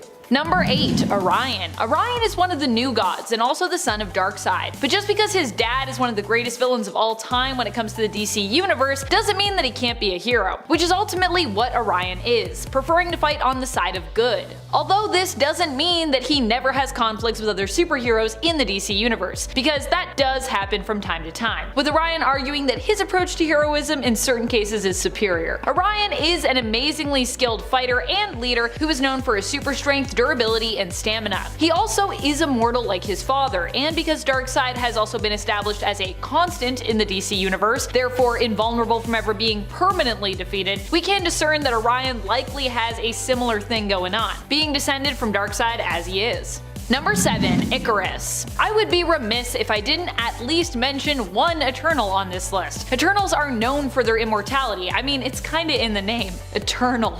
We call them eternal because they are. They have lived on Earth for 1 million years at this point or more, Icarus included. They are beings who were created by the Celestials, but whose purpose remained a great mystery in the comics for a long time. Initially though, it seemed that the Celestials had created them to kind of be Earth's heroes, but also because they kind of enjoyed messing with species on other worlds, which was exactly what they were doing with humanity when they created both the Eternals and their initial sworn enemies, the Deviants. Icarus, like himself, is often thought of as being the Superman equivalent of the group. Icarus is well known for his durability, strength, flight, and energy manipulation and energy beams, including heat vision as a form of. Icarus is strong enough to take on Thanos one-on-one and also possesses the ability to heal himself. Like other Eternals, he also has the capability to teleport, though he actually prefers not to do that, and he possesses low-level psionic abilities that allow him to communicate telepathically, as well as more advanced telekinetic abilities. Number 6. Supergirl. Like her cousin Kal-El, Supergirl is often perceived as being basically immortal. In Future State, we saw an alternate future where Kara left Earth and lived well into the future. At the end of her Future State limited series, Kara Zor-El Superwoman, Supergirl did inevitably die, but we don't really know what from. It could have eventually been that she succumbed to old age after living well into the future and beyond, or it could be that she died protecting the Eternal Garden and community there that she created and had fostered. I would err on the side of the latter just because of how immortal Kara already seemed in that series. And that's not the only alternate reality where we've seen Kryptonians living well into the future, virtually untouched by age. There have been countless other realities, including that of DC 1 million, where we've seen heroes like Superman live well beyond normal years, becoming basically a sun-powered god. So if this is true for Clark based on his physiology, it must also be a possibility for Kara as well. Number 5. Wonder Woman. Wonder Woman is still a woman that can be killed,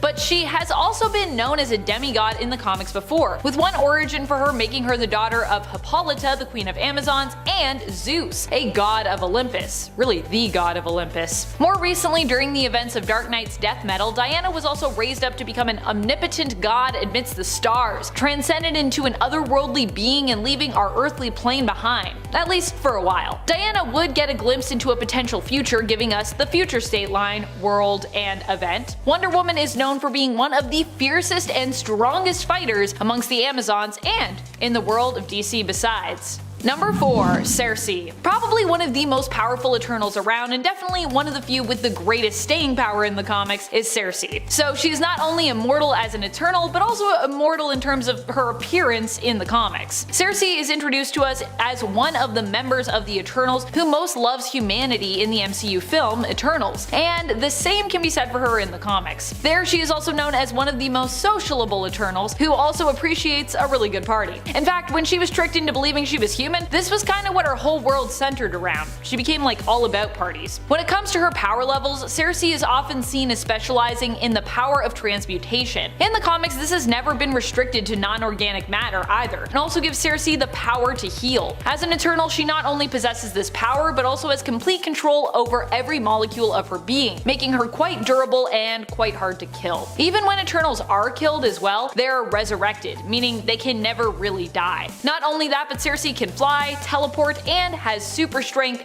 and is telepathic and telekinetic. She's really got a lot of powers. Like most Eternals. That is something that I feel like we didn't really see in the movie, but in the comics, they're all pretty OP. Number 3. Hulk. Hulk is definitely one of the most powerful heroes around in Marvel Comics. Often he is well known for his massive amount of strength and ability to smash or destroy just about anything he sets his mind to wrecking. Lately, however, we saw a deep dive into the character of the Hulk and Bruce Banner, who are also often described as being two separate beings kind of sharing one existence. In Immortal Hulk, we also learn not only that Hulk is extremely complex, but also that he's, well, you may have guessed it, immortal. Granted, this very revelation was something pulled from his original origin, where it was initially explained that at night the Hulk would basically take over, and because of this, whenever night fell, if Bruce Banner had been killed, then Hulk would be resurrected, bringing Bruce back with him. If you are a Hulk fan and you haven't yet read Immortal Hulk, by the way, it's definitely a must read, so go do that. And you'll see what I'm talking about with all this immortal stuff.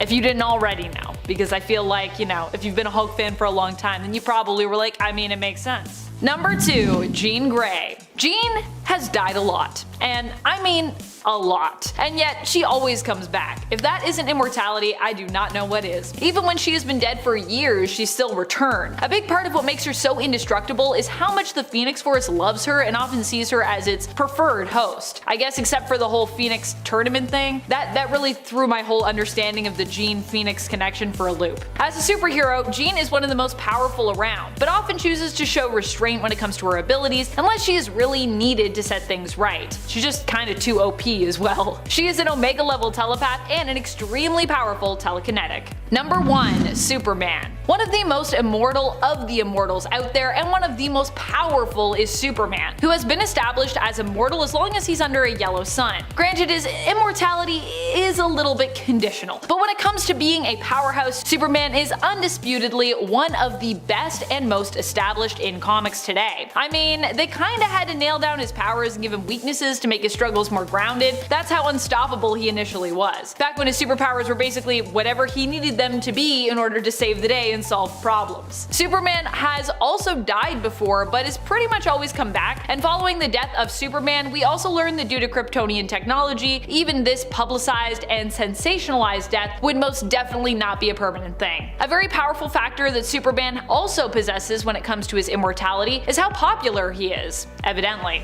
So it'd be really hard to kill Superman because we'd all be like, no! No one would accept it. We'd all be like, just tearing our hair out and beating our chest, be like, unacceptable. Lex Luther. Superman's arch nemesis has been a big deal for nearly a century, remaining at the top of his league as one of the most recognizable villains in all of DC, and that's thanks to his hidden superpower, the ability to keep up with the times. When Lex first started out in the villain league, he was far different from the Luthor we've all come to know and love. In fact, he went by Alexi Luthor and even started out with red hair. Funny enough, Lex's baldness can be attributed to an art mistake where the penciler confused Lex with the bald and bulkier Ultra Humanite, giving us the look that Lex would rock for the rest of his existence. Now as time went on, he transformed from just a mad scientist into this evil businessman type. He still had this evil genius side to him, but now he had a big corporation doing his dirty work, which made him a more complex villain, adding depth by showing a different kind of intelligence and ambition. Now post-crisis, the modern Lex is a mix of all these versions. He's an evil genius with the resources of a huge corporation, giving him a blend of sophistication and power. Next up is Magneto. For a character that started off as basically a knockoff to Doctor Doom, Magneto has certainly come a long way from being perceived as just a mere villain. Of course, at first glance, he might seem like a bad guy bent on destroying humans, but his journey is deeper than that. His haunting origin story led him to believe that mutants should rule, given how humans treated mutants so poorly. As time rolled on, Magneto's story got twisty. Sometimes he teamed up with the good guys, showing a different side. He even began understanding the importance of working together with humans, at least on occasion. His character evolved, showcasing moments of empathy and understanding. I mean, sure, he still does clash with the X-Men, but his motivations and actions have changed. He's a prime example of a villain who's undergone a roller coaster journey, blurring the lines between good and bad. If you're enjoying the video so far, please support the channel by pressing like, subscribing to Top 10 Nerd, and ringing that notification bell. Jason Todd. When this iteration of Robin first popped up in Batman comics, he was just a redhead acrobat sidekick, which is a far cry from the anti-hero we know today. His origin story changed over time from being a determined kid wanting to be Batman's sidekick to having a more darker, tragic past after Crisis on Infinite Earths. Now this guy wasn't just another Robin. He was more intense and pretty rough with bad guys, sometimes even crossing Batman's line. Now sadly, his impulsive nature led to his tragic end in A Death in the Family, where Joker beat him with a crowbar. This hit Batman hard, and Jason's death became a warning for future Robins about the dangers of their job. But after this, he miraculously came back to life and took up the mantle of the Red Hood. As the Red Hood, he went down a dark path, disagreeing with Batman's crime-fighting methods and becoming way more ruthless with criminals. Now over time, he's changed, becoming a better team player, leading his own squads, and even patching things up with Bruce Wayne. He's mellowed out a bit from his etchier days as the Red Hood, and is working to be a hero in his own way, even earning Batman's trust back. Next up is Sandman. William Baker, better known by his alias as Flint Marko, has most definitely come a long way. Starting out as just another super-powered thief, slowly but surely his character became fleshed out with a tragic backstory with a motive to justify his actions that would even make a grown man cry, or at least a young AJ. Baker has even been able to reform over the years, growing into a formidable anti-hero, which is a far cry from his initial appearance as a two-dimensional robber that got beaten by Spidey with a vacuum cleaner. Now, before all that, in his childhood, his dad wasn't around, his mom struggled with substance abuse, and bullies made his life miserable. When he finally stood up for himself, he got a taste for power, and that's when things took a turn. Flint started being a bully himself, letting others do his work because school wasn't his thing, but his path got even rockier when he messed with football games for money and then got kicked out of school. Then came his stint in prison, but that didn't hold him for long. After he escaped, he ended up in a nuclear test and survived, gaining these insane sand powers. Instead of turning his life around though, he chose the wrong path again, becoming the Sandman, using his powers for crime. Boy was he good at it, even being a founding member of the Sinister Six and the Fantastic Four. Now Sam Raimi's Spider-Man 3, a film which most people would rather forget happened, revealed that all his villainy had been an attempt to save his terminally ill daughter, adding a touch of humanity to justify his actions and proving that deep down he's not such a bad guy. In fact, he would go on to fight alongside heroes in the Outlaws and the Wild Pack, and even as a reserve Avenger. While he continues to work against the law, there's still that spark of good which comes out every now and then. Catwoman. Ever since her debut in Batman comics, she's undergone some major transformations, making her one of the most dynamically changing villains. Initially seen as a Gotham baddie, she's now more of an anti-hero. She's been part of different groups like the Justice League and the Outsiders, proving that she's not all bad, especially after her and Batman's rocky engagement. Her backstory's been all over the place too. Before a big DC event, she had memory loss from a plane crash, but then another story, she was a dominatrix turned burglar, which is definitely crazy. Now one huge change came in 2015 when she smooched another Catwoman, which was a huge deal for the LGBTQ+ community and representation in comics. Now sometimes in her backstory she knows her parents, other times she grows up in an orphanage. Her sister's in and out of the picture depending on which story you read. And her moral code is definitely all over the place. Sometimes she's not into eliminating people at all, but other times when her loved ones are in danger, she is quick to throw down. Black Adam. He started off as a baddie due to his family mess. He claimed that he was innocent in some serious stuff involving Captain Marvel's folks, and it turned out that he wasn't the guilty party. But even with his newfound good guy claim, he ended up causing trouble with the Justice Society, teaming up with the bad guys at first, the Injustice League. Later on, after some brain surgery to remove a tumor, he switched sides again, helping the good guys beat the bad ones. He even helped the Justice Society in a huge fight against this demon dude. Now they were weary about letting him join the team because of his super shady past, but eventually they gave him a chance. The thing is, he couldn't shake his old ways entirely. He and some pals went a bit too extreme, deciding to take justice into their own own hands by offing a terrorist, which caused a huge fight in the Justice Society again. Even though he had moments of being a hero, his past just kept on haunting him. He had ups and downs, sometimes doing good, sometimes causing chaos, but lately he's been leaning more towards the hero stuff, teaming up with big leagues like the Justice League. But the big question hanging over him is whether he'll stay on the hero path or slip back into his dark side. Thanos, the big baddie from the Marvel Universe, didn't always look the same or act the same in comics or in movies. When he first popped up in the 70s, he was this skinny, less wrinkly purple guy, but as time passed, artists beefed him up to resemble the much bulkier villain we recognize today. This dude didn't just change physically though. He started out as a shady character, working behind the scenes and using gadgets for power, but later he upgraded to this super powerful being wielding insane cosmic abilities, culminating in the infamous Snap. But he didn't always stay a full-time bad guy. Sometimes he teamed up with the good guys, which was pretty weird, and in a comic series called Infinity, he even got his own squad of followers, making him way more organized in his evil deeds. They did lots of changes for the movies too. In Infinity War, Thanos wasn't just this evil guy for the sake of it. He had the idea to make the universe better by destroying half of anything, which was pretty crazy. Dr. Doom, usually the thorn in the side of Fantastic Four, but once in a blue moon, he pulls off a move that makes you think twice about his villainous ways. In this wild Marvel showdown called Secret Wars in 2015, Doom did the unthinkable, admitting that Reed Richards, Mr. Fantastic himself, could have done a better job with all the power Doom had, which is super shocking considering it's coming from Dr. Doom. Even more mind-blowing, Doom gave up his crazy cosmic powers to Reed, and in return, Reed fixed Doom's messed up face. Now, after this whole power swap, Doom went all in to be a good guy. Yeah, that's right. When Tony was out of action because of Captain Marvel, Doom took on the Iron Man gig. And guess what? He was not pretending. He genuinely wanted to be a hero, which is just insane to think about. But even for a hot minute, he had even teamed up with the Human Torch and the Thing,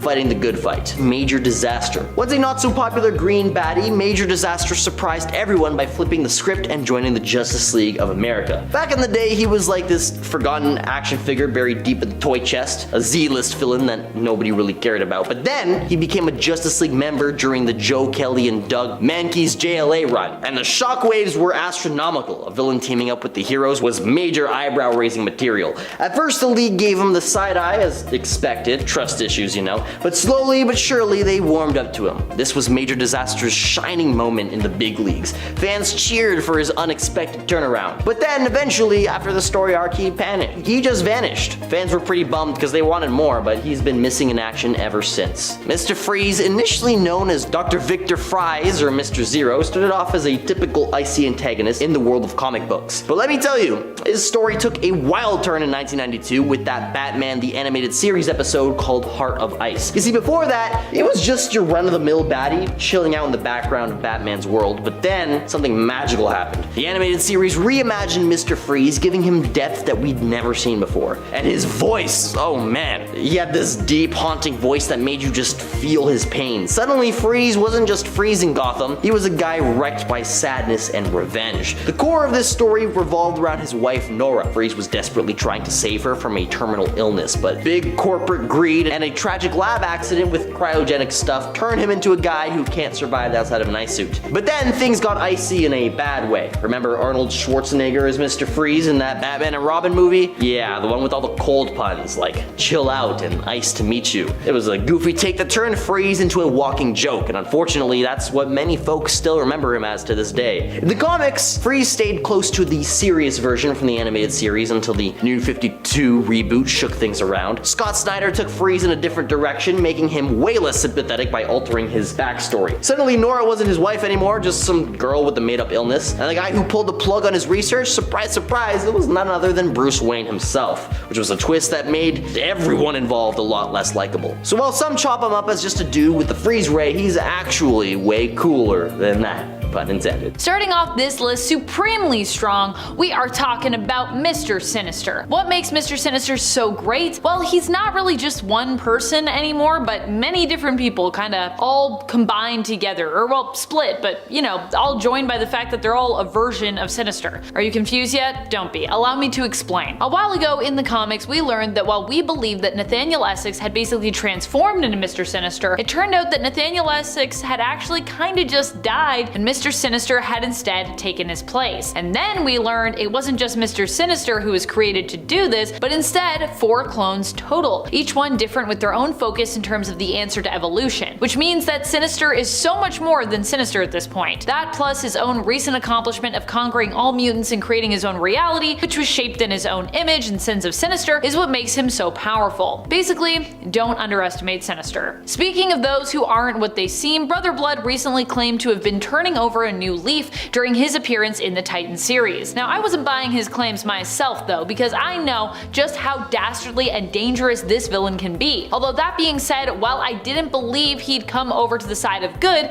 I was excited to see him. I don't think Brother Blood ever gets enough love, so I'm always super excited to see him appear in the comics. Brother Blood has been a long-standing Titans villain, and he's quite frightening to be honest with you. Brother Blood's powers allow him to take complete control of anyone whose blood he possesses. So if he ended up with a lot of superpowered blood on his hands, you can imagine just how unstoppable he could be. Or not even on his hands, just in his possession. This next villain could have been iconic due to how old he is in comic book history, but unfortunately his first story in the comics left him without any way to continue his career of crime at that time. We're talking about one of the first mutant villains to have ever appeared, the X-Men villain, Vanisher. Vanisher made his first appearance in issue number 2 of the X-Men, making him the second mutant villain to ever appear in X-Men comics. Unless you count, I guess, Professor X as the well-meaning X-Men villain he sometimes is. Issue number 1 saw the X-Men go up against Magneto. Issue number 2 saw them take on the Vanisher, who due to his teleportation abilities, which he also gets from being a mutant, was seemingly unstoppable. The issue was the team wasn't really strong enough to know how to handle his power set, especially since they didn't have anyone who could do anything similar to Vanisher. So in essence, Vanisher gave the entire X-Men team a run for their money in his very first appearance. In the end, Charles is forced to intervene and defeat Vanisher by wiping his memory so that he doesn't even remember having powers. Yikes, brutal. Seriously though, who was the real villain there? Just saying. Charles, when I read him do that, I was like, Charles, please, ruin this entire man's life. I don't think Vanisher even remembers his name after that. He's like, I don't even know who I am. Transitioning over to another character that we really don't talk about enough on the channel, I'm focusing this point on Golden Glider. Who is Golden Glider? Leonard Snart's sister, Lisa. While in The Flash she is given her name by Cisco after he makes a golden gun for her, in the comics she actually gets her name kind of from her own abilities, which allow her to astral project, and while in her astral state move at an insane speed, just gliding around. Hence why she's a good Flash villain. Not only that, but Lisa Snart can use her powers to also cancel out the Speed Force temporarily. Still pretty impressive, even if it's temporary. If Golden Glider is one of the most underappreciated villains on the Rogues team, or Rogues affiliated anyways, depending on the story and the continuity, Sandman is one of those members of the Sinister Six, who often falls by the wayside as well. However, Sandman is actually insanely powerful and terrifying if you ask me. He can control the sand he's made up of and use it to increase his mass, his size, and strength significantly, making him more dangerous than most other human-sized villains that are out there. He can also easily escape, as he can reduce his size and density as well, making it easier for him to get away, shrink up, and just slither off his sand. He can also increase his density, making him extremely durable. He's also virtually immortal now that he's all sand, and he doesn't require food or drink to live, or even, honestly, air to breathe. In a similar vein to Sandman, we have Clayface. Clayface comes to us not from Marvel, but instead from DC, and is primarily known as a Batman villain. He can shapeshift as well, making him a hard character for someone like Batman to deal with. Batman is typically known for his deduction skills, and as a shapeshifter, Clayface is harder therefore for Batman to track down. This is also why Clayface is such a strong ally to Batman as well, during the times when Batman did manage to reform and recruit Basil to the Bat family. While people might consider Clayface as more of a joke villain somewhat, in part thanks to his marvelous appearance in the hilarious Harley Quinn animated series as a member of Harley's crew, the fact remains that his abilities are impressive, including size alteration, density control, shapeshifting, super strength, super durability, and Carlo can even mimic people's powers because he adopts not just their appearance and their likeness and their voice, but also basically is just copying their DNA, so yeah, he can have superpowers too. Clayface and Sandman are definitely both impressive for their power set, but when it comes to fighting prowess, this next villain is honestly pretty hard to beat. Not only that, but he is insanely intelligent, which also helps him to navigate more challenging fights where he might be at a disadvantage going in. We're talking about Tony Master's Taskmaster. While Taskmaster might have a kind of goofy name, his power set is honestly pretty impressive. He has photographic reflexes. What does that mean? It allows him to learn any style of fighting or martial arts simply by watching it. His abilities don't end there either. He can even learn other useful physical skills, such as sleight of hand, just by observing them. If you're wondering how I could put someone like Taskmaster above someone like Clayface, who not only can shapeshift but also can mimic other heroes and villains' powers, it's because while Taskmaster isn't himself as powerful, he has defeated other characters who are much more powerful than he is, or even, I would say, Clayface is. For example, when he used his tactical skills, his smart planning, and sense of prediction to defeat Hyperion, who's basically like a version of Superman but with Marvel Comics, or one of their versions of Superman. Speaking of villains with goofy names, Captain Cold is Leonard Snart. He is not one goofy name, but kind of two goofy names, both his villain mantle and his civilian name, Captain Cold and Leonard Snart. And while he might have goofy names and kind of a goofy look and kind of a goofy weapon, he's still actually pretty effective as a Flash villain. That is in great part due to his power set or equipment being the opposite of his rivals, the Flash. While the Flash can obviously move extremely fast, Cold can slow everything down thanks to his power over temperature, freezing basically everything around him. Not only that, but Snart is also a leader, which means he doesn't usually work alone, often having his other teammates on the rogues to back him up. He's cunning, he's resourceful, and he's also a genius as well. The next villain is another one that I feel often doesn't get hyped enough for her power. We're talking about Mystique. Mystique might not be on the level of other Marvel villains like Apocalypse or Galactus or Hela even, but she's not someone that you should underestimate either. Most people think of her as being a lower level villain in terms of her power set because she's just a shapeshifter. I don't know what it is, but I think in general we just don't consider shapeshifting to be that powerful of an ability. But here's the thing, even though as of right now she is on a list with other shapeshifters who some may even be surprised to see I've put her above, the fact is that Mystique is one of the best shapeshifters around because she doesn't leave stuff up to chance. She doesn't just rely on her power set. Unlike Sandman for a long time, she wasn't able to shapeshift into just any size or shape or anything. Typically she was kind of limited to humans or humanoid beings and was reserved to a shape that shared the same mass as herself, having to stretch herself out or condense her mass depending on the size of the individual that she was impersonating. She also couldn't copy straight DNA, so she wouldn't have the powers nor even the vocal cords, to be honest, of the person that she was mimicking. So Mystique actually had to make up for all of that with her own skill sets, making her a master impersonator and actor, able to convince you she's pretty much anyone thanks to her observational skills and the hard work that she puts in. And to me, I not only think that's more impressive, I also think that honestly makes her more powerful. Because even if, you know, something were to happen, she didn't have her powers, she would still be pretty OP. This next villain also gets a bad, or should I say good, rep from people believing that he is the weaker version of his counterpart. We're talking about Bizarro, the Bizarro clone or possibly otherworldly reflection of Superman, depending on the origin that you're going with and the story that we're referring to, because there's been many different Bizarros throughout the years. Bizarro, however, overall might not always be as brilliant or as beautiful as Superman, although sometimes he is pretty brilliant, but he's still got similar powers to one of the most powerful superheroes of all time in all of comic book history, Superman. And that should be enough for me to crown him with our top spot, so hats off to you, Bizarro.